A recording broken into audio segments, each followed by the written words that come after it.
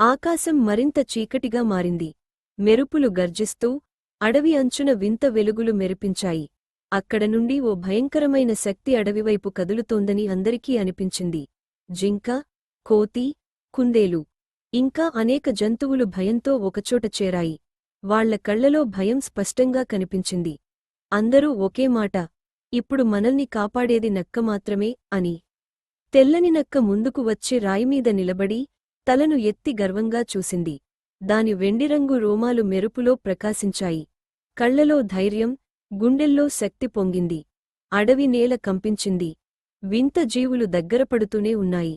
చెట్ల కొమ్మలు విరిగిపడుతూ జంతువులు ఒకరినొకరు కౌగిలించుకుని వణికిపోయారు. కాని నక్క మాత్రం ఒక్క అడుగు ముందుకు వేసింది. అకనక నక్క కాళ్ల కింద ఓ వింత వెలుగు వలయం ఏర్పడింది. అది పాతకాలం నుంచి ఉన్న మాంత్రిక శక్తివలె ప్రకాశించింది. ఒక్క క్షణం ఆకాశమే నిశ్శబ్దంగా ఆగిపోయింది. జంతువుల కళ్లలో భయం క్రమంగా ఆశగా మారింది. మన అడవిని కాపాడగలది ఈ నక్కే అని వాళ్ల గుండెల్లో ఒక నమ్మకం పెరిగింది. నెక్స్ట్ ఎపిసోడ్ కోసం సబ్స్క్రైబ్ చేసుకోండి.